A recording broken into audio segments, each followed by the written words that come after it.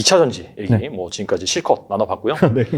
화제를 전환을 해서 네. 반도체 얘기 쪽으로 넘어가 볼까 합니다. 네. 삼성전자가 반도체 이제 300조 투자를 한다고 밝혔어요. 네. 그럼 주로 이제 시스템 반도체 분야에 집중될 것으로 예상이 되는데 네.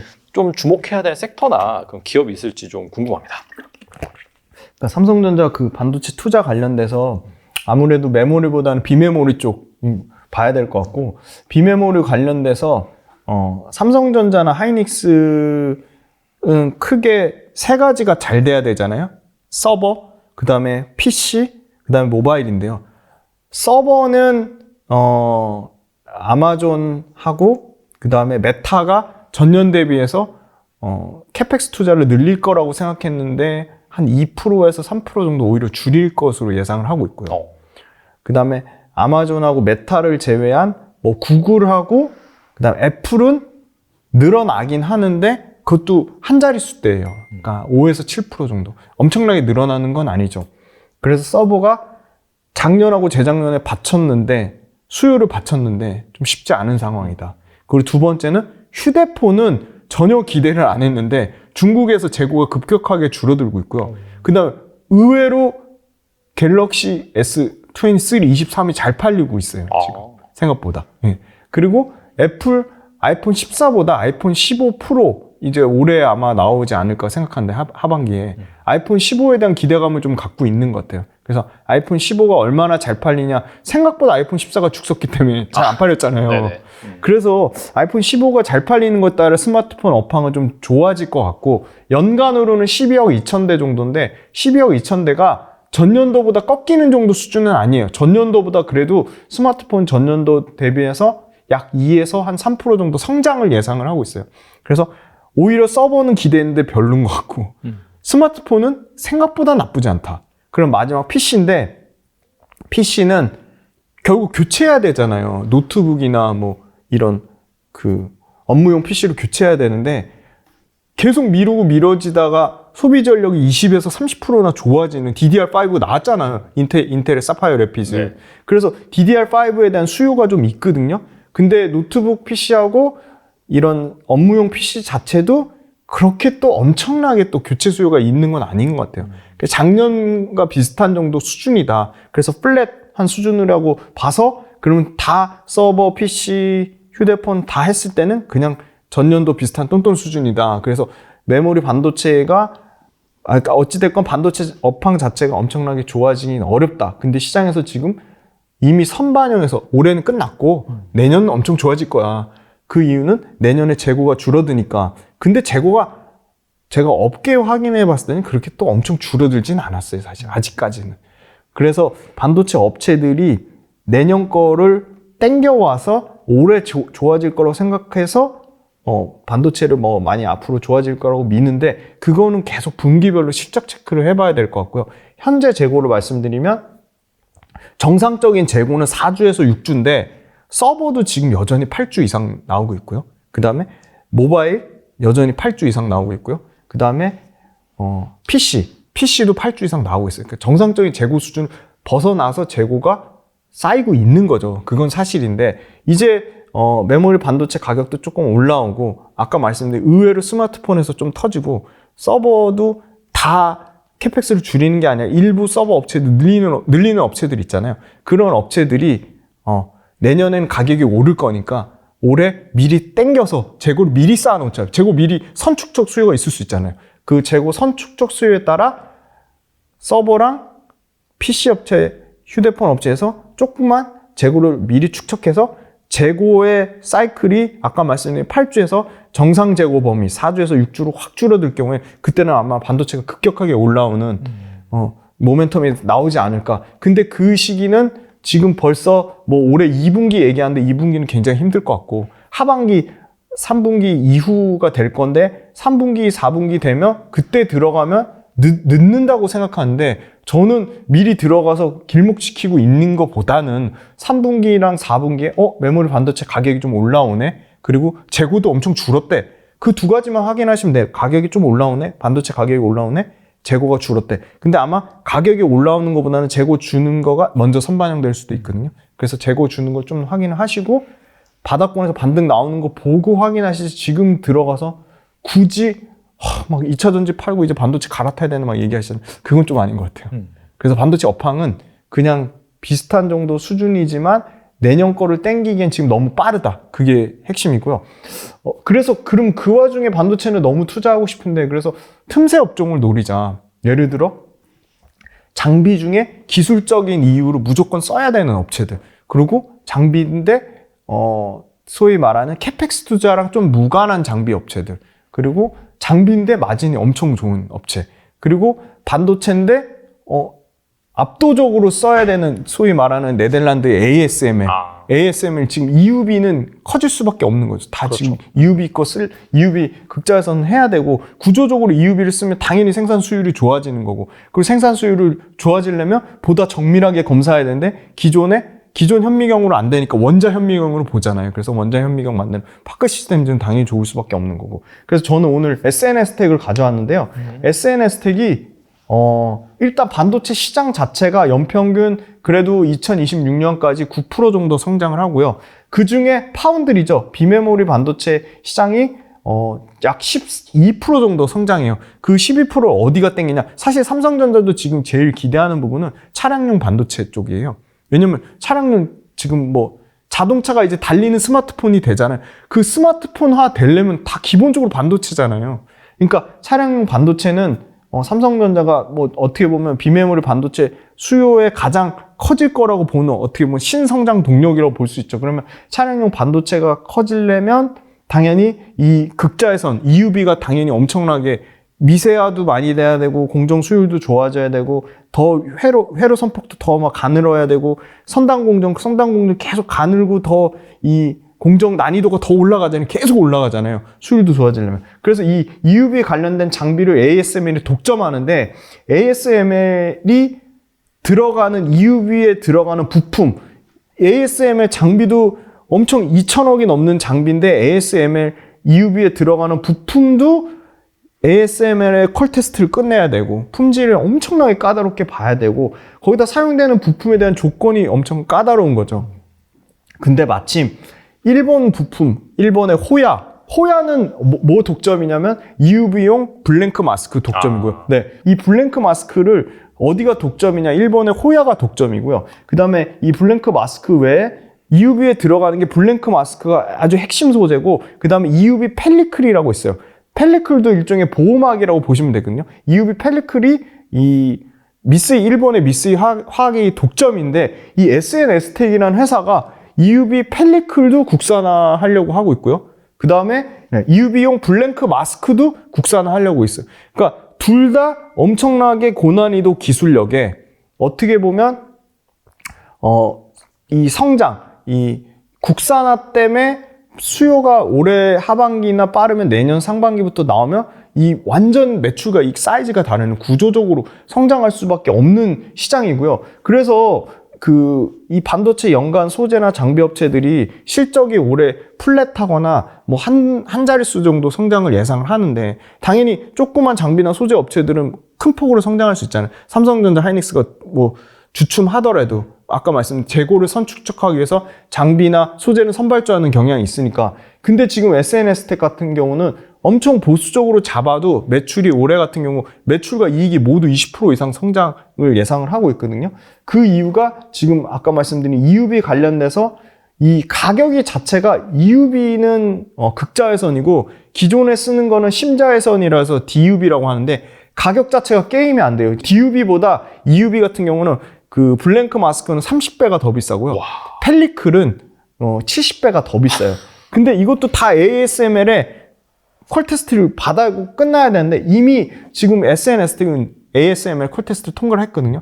그러니까 이제 양산을 하겠다고 나온 거고 가격이 엄청나게 비싸고 그리고 수급이 불안정하잖아요. 일본 업체한테 너무 의존하니까 일본 업체가 소위 말하는 슈퍼 의지를 하는 거죠. 그래서 국산화 수요가 너무 지금 삼성전자뿐만이 아니고 하이닉스, 뭐 마이크론, 여러 이 글로벌 비메모리 반도체 업체가 심지어 TSMC조차도 EUV 펠리클 쪽 관련돼서 SNS텍에 개발 요청을 할 정도로 호야나 미쓰이 화학이 너무 슈퍼 의지를 하니까 그거에 대한 국산화 수요가 굉장히 높은 상황이거든요. 그래서 아마 이게 본격적으로 아마 하면 실적하고 밸류에이션 모두 리레이팅 될 거다. 이미 개발이 다 완료된 상태고 EUV 펠리클 같은 경우는 이게 조금만 어떤 버블이 생기면 폭발의 위험이 있기 때문에 굉장히 안정성이 중요한데 지금 안정성 테스트까지도 이 SNS텍이 모두 지금 끝난 상태다. 그래서 EUV 관련돼서 뭐 투자라든지 테스트가 올해에서 내년까지 다 종료가 되기 때문에 정말 보수적으로 잡아도 EUV 펠리클, 아까 말한 블랭크 마스크가 다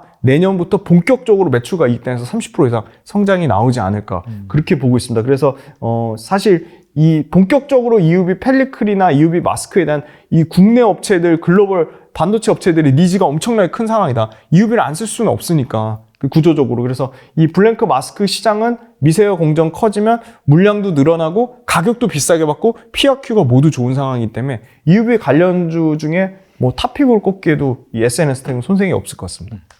알겠습니다. 확실히 약간 슈퍼의 가능성이 네네네. 그런 종목에 소개시켜 주셨는데 방금 말씀하신 그 논리적인 아이디어를 잘 보시고 이게 잘 실현이 되는지 네네. 보시면서 여러분들이 맞습니다. 접근을 하시면 좋을 것 같습니다. 그리고 최근에 좀 외국인이 꾸준히 사는 그런 주식 중에서 눈여겨볼 만한 주식 무엇이 있을까요? 네, 최근에 지금 저는 LG전자를 보고 있는데요. LG전자가 어떻게 보면 좀 무거울 수 있는데 또 사실은 삼성전자보다 가전사업부만 봤을 때는 올해 실적이 더 좋을 것 같거든요, 지금.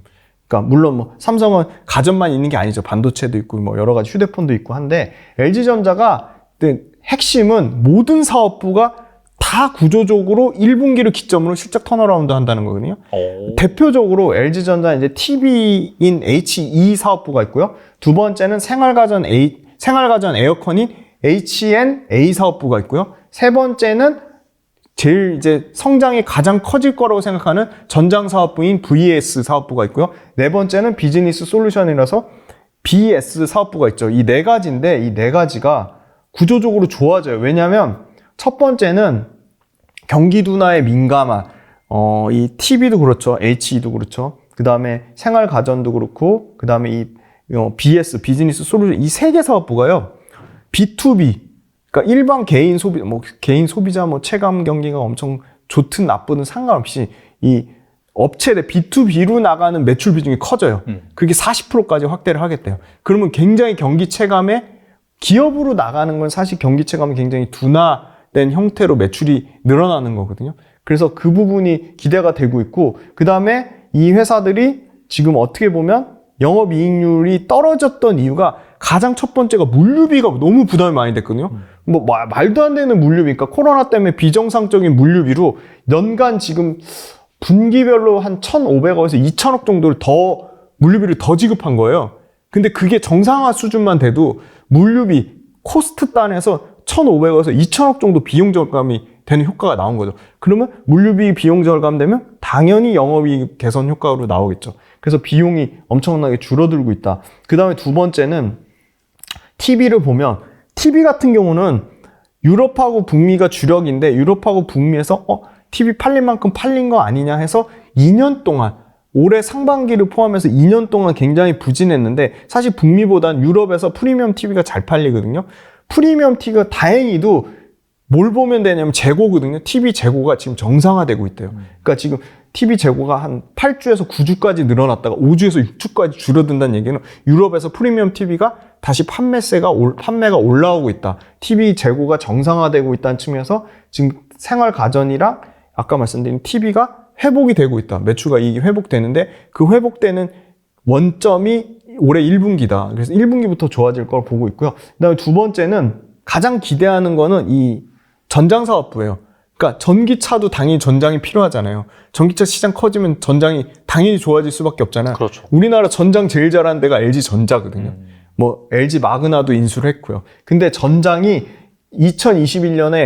2021년도도 수주가 40% 늘어나서 60조로 했는데요. 2022년에 80조, 2023년 올해 100조 정도 예상을 하고 있거든요. 수주. 근데 그 수주 100조 중에 가장 고마진이고 달리는 스마트폰이라고 해가지고 SDB라고 하잖아요. 소프트웨어 디파인드 비클. 그래서 SDB가 되려면 두 가지인데 디지털 콕핏. 디지털 콕핏은 뭐냐면 이 차 안에서 뭐 엔터테인먼트 콘텐츠를 즐긴다든지 원격 회의를 한다든지 뭐 영상 편집을 한다든지 개인 업무 공간으로 활용하는 거예요. 그래서 디지털 콕핏 관련된 여러 가지 전장 부품이 있어야 되고 두 번째는 그 가운데 이 센탑시아 그 옆에 그 차량용 정보 디스플레이 CID라고 하죠. 차량용 정보 안내 디스플레이 시장이 엄청나게 성장할 건데 아까 말씀드린 디지털 콕핏하고 CID 수주, 그러니까 이걸 차량용 전체 인포테인먼트라고 하는데 인포테인먼트 수주만 52조예요. 이게 전년 대비해서 42% 성장했고요. 올해도 이 인포테인먼트가 52조에서 70조, 85조 지금 이렇게 기하급수적으로 증가하는 거로 보고 있거든요. 그러니까 인포테인먼트가 절반 정도 차지하는데 비중이 늘어나는데 인포테인먼트가 마진이 엄청 좋으니까 당연히 좋아질 수밖에 없는 거고, 전장은 계속 적자라고 생각했는데 이미 흑자 전환했고요. 맞아요. 작년. 네, 작년 했어요. 드디어 했어요. 계속 적자 얘기가 나왔는데, 물론 영업이익률은 낮아요. 2%대인데 영업이익률도 이 차량의 인포테인먼트가 확대되면 확대될수록 매출 비중이 커질수록 2%에서 4%, 6% 계속 올라올 거로 보고 있어요. 그래서 지금 전장에 대한 기대감, 전기차가 그렇게 땡기는 동안에 LG전자는 이 차량용 전장이 회복되는 거에 대한 기대감을 현재 주가는 뭐 크게 빠지진 않았지만 또 크게 오르진 않았거든요. 그래서 전장에 대한 기대감이 전혀 없는 거고, 그래서 또 진짜 돈 되는 사업을 잘하고 있어요. 웬만한 로봇 관련된 회사 지분을 다 갖고 있어요. 뭐 로보티즈, 다뭐 유진로봇. 근데 로봇 관련된 매출이 2배씩 성장해요. 물론 규모 자체는 작아. LG전자가 뭐 77조 이 단위로 매출이 나오는 회사인데 1000억대 미만이긴 한데, 1000억대 미만이 뭐 로보스타, 그다음에 로보티즈 이런 회사들이 매출이 이제 뭐 50%씩 성장을 하니까 그게 이제 지분 구조로 반영이 되면 로봇 관련된 매출이 2배 정도 증가하면 사실 이 회사가 새로운 성장 동력이 계속 좋아지는 거죠. 그리고 TV 사업 같은 경우는 기존 그냥 TV만 파는 게 아니라 뭐 인터넷 콘텐츠랑 연결된다든지, 뭐 TV를 광고로 써가지고 광고 기획 효과를 본다든지 해서 TV를 플랫폼화하고 있다. 구조적으로 어떻게든 TV 사업부도 마진을 좋게 하기 위해서 네이버 플랫폼, 카카오톡 플랫폼 하듯이 TV 플랫폼화 하고 있어요. 광고랑 연결시키고 컨텐츠랑 연결시켜서. 그래서 이것도 굉장히 어떻게 보면 그 웹 OS를 활용해서 TV 플랫폼 하는 것도 LG전자가 TV 사업부로 영업이익률을 개선하기 위해서 굉장히 좀 구조적으로 좋아지고 있다 보고 있고요. 그 다음에 아까 말씀드린 그 전장 사업부의 수주가 올해 100조가 되면 매 분기마다 매출과 이익 성장률이 최소한 40% 이상 나올 거다. 그렇게 보고 있어요. 그러면 전체적으로 보면 매출 한 85조 5,600억인데 아까 삼성전자 가전 관련돼서 비교할 때 삼성전자밖에 없으니까 삼성전자 아까 매출 70% 감익을 예상하거든요. 물론 반도체 영향이 큽니다. 근데 그 70% 감익에는 당연히 삼성전자도 가전사업부가 뭐 엄청 선방했으면 70%까지 안 빠지겠죠. 그래서 삼성전자 가전이 부진하는 동안에 LG전자는 지금 매출단에서 한 4에서 5% 정도 성장을 예상하고 있고, 영업이익인데요. 영업이익 올해 한 4조 예상해요. 그러니까 영업이익 단에서 11% 성장하는 거거든요.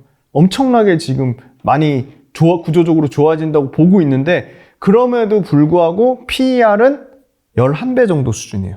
그 가전 업체들의 소재, 부품, 장비를 다 합친 평균 PER은 당연히 15배가 넘거든요. 근데 물론 LG전자가 무겁긴 하고 뭐 가전의 삼성 다음으로 대장이긴 하지만, 그럼에도 불구하고 이렇게 그 전 사업부가 다 성장하고 매출과 이익이 구조적으로 성장하고, 그런데 PER이 11배라는 거는 좀 LG전자가 지금 현재 주가 기준으로도 한 11만 원대는 좀 저평가되어 있다고 보고 있습니다.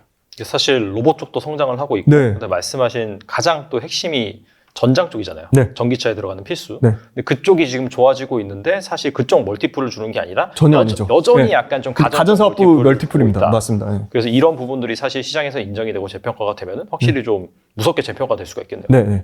지금 2차 전지와 연결돼서 전기차의 밸류를 받으려면 지금 11배는 전혀 반영이 전혀 안 된 거고요.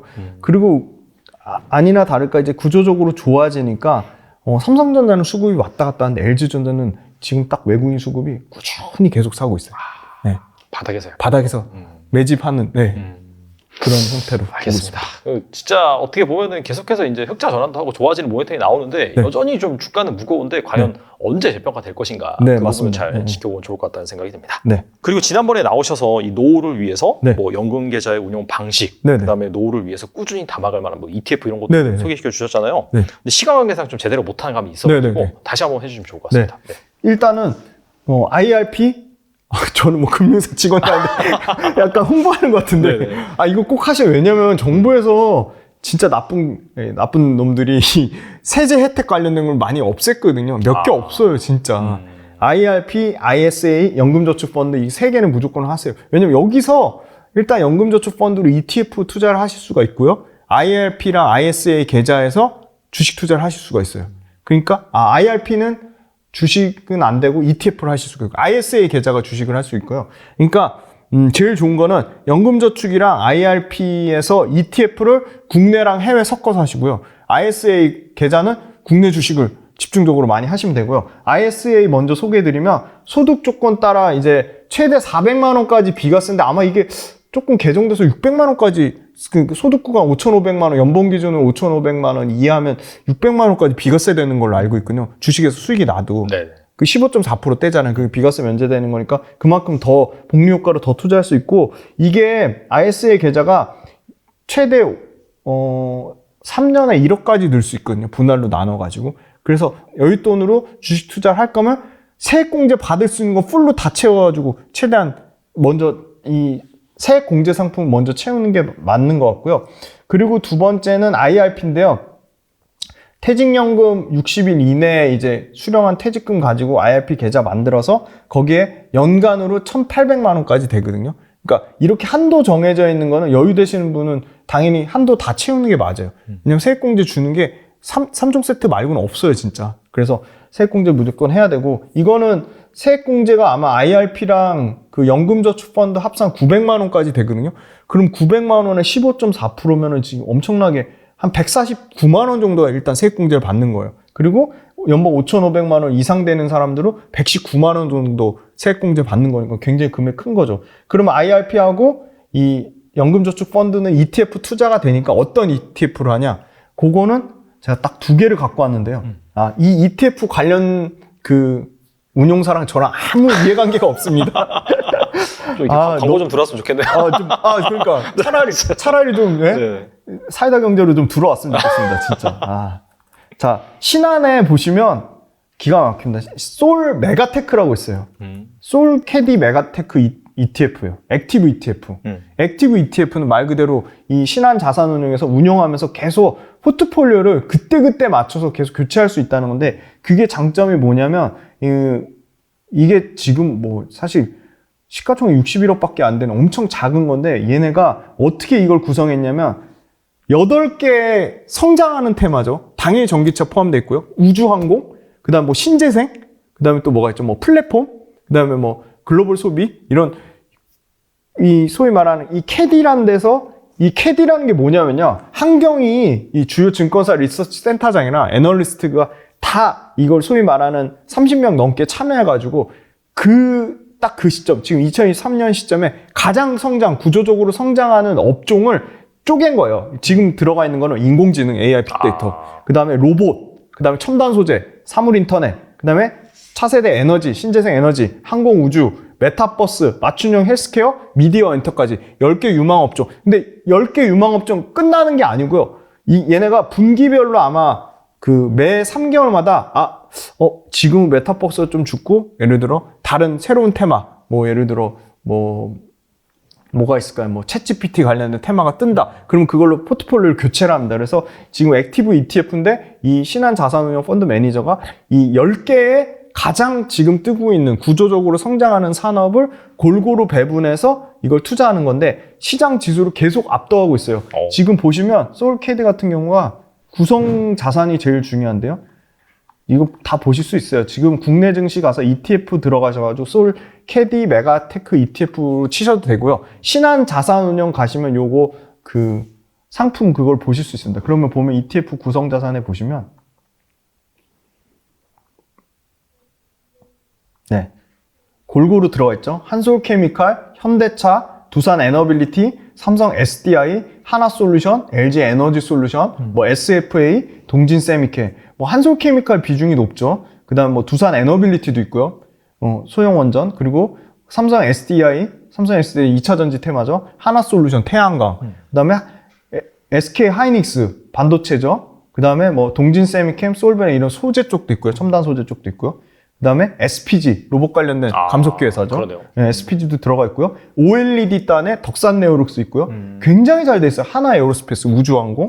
그다음에 미디어 엔터의 JYP 있고 플랫폼의 네이버. 그다음에 방산의 현대로템, 로보티즈 이런 회사들이 10개 아주 핵심 산업이 골고루 들어가 있다. 그래서 요거는 어떻게 보면 이 신한자산운용보다는 요 포트폴리오 구성이 너무 잘 돼 있기 때문에 이거를 그냥 퇴직연금이나 연금저축펀드에서 계속 꾸준히 그냥 적립식으로 매수를 하는 거죠. 세액공제도 받으시면서. 그래서 굉장히 메리트가 있다고 해서 가져왔고요. IRP나 2차전지 개별 종목은 개별 종목대로 계속 제가 이제 달란트에 나와서 비싸면 비싸다 말씀드릴 거고 이래학 대표님하고 계속 업데이트를 해드릴 건데 근데 퇴직연금이나 소위 말하는 이 연금저축 펀드에서도 얼마든지 ETF 통해서 2차전지 하실 수 있어요. 그래서 딱 두 가지가 있거든요. 두 가지는 아닌데 그냥 대표적인 두 가지가 타이거 2차전지 테마하고 그 다음에 와 타이거 2차전지 테마 얼만큼 오른지 아세요 지금? 이게 지금 ETF가 지금 16,000원에서 지금 거의 2배 올랐죠. 어마어마하네요. 네. 네. 근데 이 구성품을 보시면 타이거 2차전지 ETF 분석을 눌러보시면요. 타이거 2차전지 테마 ETF는요. 자, 에코프로비엠, 에코프로, LNF, 포스코 퓨처엠, LG에너지솔루션, 삼성 SDI, SK이노베이션 이렇게 돼 있죠. 그 말은 무슨 말이냐? 셀업체보다는 소재 포커스가 더 잘 돼 있다. 그러네. 소재하고 원자재에 잘 돼 있어요. 다 완전 달라요. 자, 볼게요. 삼성 2차전지 코덱스 네. 2차전지 산업 ETF로 볼게요. 자, 코덱스 2차전지 산업은요. 당연히 셀 비중이 더 높아요. 네. 삼성 SDI가 제일 많이 들어가 있죠. SK 이노베이션도 있네요. 그러니까 네, 그쵸. 상위권에. 네, 상위권에. 삼성 SDI, SK 이노베이션, LG 에너지솔루션이 1등부터 4등, 5등까지 들어가 있어요. 물론 포스코 퓨처엠도 들어갔고 에코프로 BM도 들어가 있는데 그러니까 구성 자체가 셀을 더 중요시하냐, 소재를 중요시하냐, ETF마다 약간의 차이가 있다. 그래서 당연히 셀이 더 성장이 많이 나올까요? 소재가 더 성장이 나올까요? 소재가. 그렇죠. 근데 가격적으로는 셀이 덜 아무래도 그렇잖아요. 네네네. 그래서 본인의 성향이 나는 2차 전지는 투자하고 싶은데 약간 보수적으로 하고 싶다. 그러면 셀 비중이 높은 어디죠? 네, 삼성의 코덱스 2차 전지 산업을 뭐 퇴직금이나 아니면 내 연봉의 5%에서 10% 정도로 계속 꾸준히 모아가시는 거예요. 왜냐면 3년에서 5년 계속 말씀드렸잖아요. 시장 침투율 꺾일 때, 캐펙스 증가율 꺾일 때, 그다음에 2차 전지 소재나 장비 업체들의 매출과 성장률이 한 자릿수로 둔화할 때 이때 파시면 되는데 아직 그 시점은 아니잖아요. 그렇죠. 그 시점은 저희가 계속 말씀드릴 거고. 그래서 그때까지는 코덱스 2차 전지 산업 보수적으로 투자하시는 분은 코덱스 2차 전지 산업을 모아가시고 나는 좀 더 공격적으로 소재가 더 성장률이 높으니까 변동성은 있더라도 소재 쪽으로 투자하고 싶다 그러면 아까 타이거 2차 전지 산업을 투자하시면 됩니다. 근데 당연히 수익률은 이게 더 좋아요. 타이거 2차 전지 산업이. 그렇죠. 그래서 아까 말씀드린 신한 메가테크 물론 신한 메가테크에도 2차 전지가 일부 포함되어 있기 때문에 그렇긴 한데 이 신한 메가테크는 다른 우주항공이라든지 로봇이라든지 너무 산업군 자체가 잘 돼 있기 때문에 그렇게 하시고 타이거 2차 전지하고 신한 메가테크 요 두 개는 꼭 필수적으로 ETF 투자하기 괜찮을 거고요. 그리고 마지막으로 그 하나 자산운용에서 나온 하나로 글로벌 럭셔리 S&P 요거 합성 요것도 계속 모아가기 괜찮은 게 요건 그래도 규모가 커요. 아까 신한 메가테크는 61억밖에 안 되는데 요거는 577억이거든요. 요걸 보시면 이거 보세요. 이거 최근에도 지금 거의 고점인데도 기관이 계속 사죠. 그러네요. 진짜. 꾸준히 사죠. 네. 수급이 굉장히 좋고 ETF 제일 중요한 건 뭘 담고 있냐 ETF 분석 들어가시면 명품에 투자하는 ETF인데요. 안타깝게도 지금 네이버에는 안 나와요. 근데 이거를 NH 아문디 자산운용에서 운영을 하고 있거든요. 근데 NH 아문디 홈페이지 딱 들어가셔서 하나로 글로벌 럭셔리 S&P 합성 요거 치시면 딱 나옵니다. 그러면 뭘 투자하냐 구성 종목을 보시면 네 너무나 잘 아시는 LVMH 있죠. 2등입니다 지금. 그 다음에 에르메스 있죠. 에르메스. 네, 벤츠 있죠. 케어링은 구찌. 네, 케어링 있죠. 에스티로더 있죠. 너무 좋죠 포트폴리오가. 페라리 있죠. 페라리. 대박이죠. 그 다음에 뭐 요거는 아마 시계 브랜드인 거라 그랬어요. 퍼먼드 리카드. 그다음에 테슬라도 있네요. 네, 테슬라 있죠. 나이키 있고요. 그다음 우리 디아지오 이거 술 있고요. 양주. 그다음에 뭐 많습니다. 메리어트 호텔도 있고요. 룰루레몬도 있고요. 힐튼 힐튼도 있고요. 뭐 라스베가스 샌드 이 카지노 하는 것도 있고요. 너무 몽클레어 이 패딩 명품 몽클레어도 있고 버버리 있고요. 시세이도 있고 이거 그냥 하나 사면 됩니다. 진짜. 그러네요. 이 괜찮죠? 불황에도 강하겠네요. 네, 진짜. 괜찮죠. 아니나 다를까 하나 글로리 그냥 꾸준히 계속 성장했어요. 차트 보시면 크게 조정 없이 그냥 계속 꾸준히 우상향하고 있죠. 그러네요. 진짜. 뭐 주봉으로도 그렇고 왔다 갔다 있었지만 계속 추세는 계속 우상향하고 있다. 이런 거는 그냥 장기로 계속 여윳돈 생길 때마다 5에서 10% 정도. 그래서 ETF 3인방, 타이거 2차전지 산업, 그 다음에 아까 말씀드린 신앙 메가 캐디 ETF, 네. 네. 그 다음에 요거 하나로 글로벌 럭셔리 S&P 합성. 요 세 개는 연금저축계좌라든지 IRP 퇴직연금 계좌에서 모아가기 괜찮지 않을까. ETF만 해도 몇백 개, 몇천 개 되는데 그 중에 제가 엄청나게 고민하고 저도 실제 투자하고 있고 장기적으로 봐도 괜찮고 명품 망할까요? 명품 산업. 안 망하죠. 네. 괜히 세계 지금 부자 1등이 명품 산업 회장님이겠어요. 그죠? 그런 측면에서는 장기적으로 괜찮지 않을까 하고 명품 사실 거를 계속 이 하나로 글로벌 S&P 합성에 투자하면 명품 하나 살 거 5개, 10개 살 수 있지 않을까. 알겠습니다. 네. 오늘 나오셔서 정말 좋은 말씀 많이 해주셨는데 끝으로 네. 투자자분들에게 한 말씀만 부탁드립니다. 네. 일단은 이 투자하는 게 어떻게 보면은 정신적으로 스트레스 받으실 수도 있을 것 같아요. 주가가 빠지면 막 기분이 막 왔다 갔다 하고 저만 해도 매일매일 단타를 치니까 단기 트레이딩 하니까 막 하루에 기분이 막 30번도 넘게 변하거든요. 근데 저는 뭐 원체 긍정적이기도 하지만 주식하는 게 너무 재밌거든요. 손실을 내더라도. 그래서 이 과정을 계속 말씀드리지만 절대 세상에 공짜 없잖아요. 과정을 즐기셔야 되고요. 이 주식 공부하고 새로운 거 알아가고 산업이 이렇게 구조적으로 성장하네. 그중에 우리나라 기업들이 이렇게 잘하네. 와, 매출가 이게 막 50%씩 성장하네. 그러다 우리나라 기업들이 막 세계에서 막 1등, 2등을 다투네. 너무 고맙고 감사하잖아요. 거기다 수익까지 덤으로 얻으니까. 그래서 어떻게 보면 하루하루 가격에 일비할 시간에 그리고 막 다른 사람들 뭐 개별 종목 가지고 수익 많이 낸 거 배 아파하시기 전에 그 시간에 하나라도 팩트 체크 더 하시고 뭐 전기차만 해도 가장 데이터가 많이 나오는 데가 SN 영어로 SNE 리서치거든요. SN 리서치만 들어가서 보셔도 하루 진짜 시간 가는 줄 몰라요. 너무 좋은 데이터가 많이 나오고 SN 리서치도 있고 미래에셋 증권에 너무 고맙게도 그 김진석 애널리스트님 그분이 매일매일 전기차 관련된 내용을 최신 동향을 업데이트 해드려요.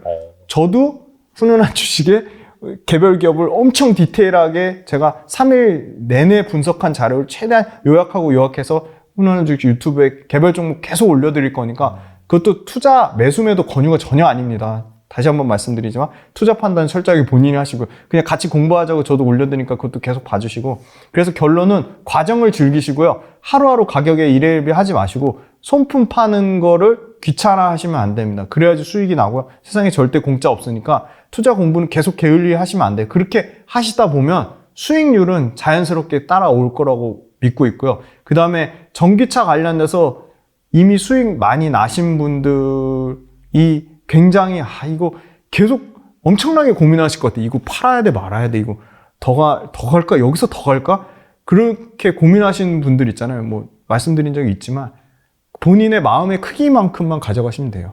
내 마음에 부담이 되시면 무조건 절반 이상 덜으시면 됩니다. 내가 이거 진짜 전기차야말로 진짜 롱텀으로 볼 수 있는 성장이 나오는 산업이잖아요. 예전과 다르게 개인 투자자들이 지금 뭐 박 이사님이 너무 고생해 주셔서 전기차를 엄청나게 이 전기차 밸류체인을 엄청난 그 투자 광풍으로 만드셔가지고 똘똘 뭉쳐져 있어요. 이분들이 안 파는 한 예전엔 개인 투자자들이 파편화돼 있어가지고 막 왔다 갔다 맞아요. 네. 수급이 반도체만 해도 왔다 갔다 해요.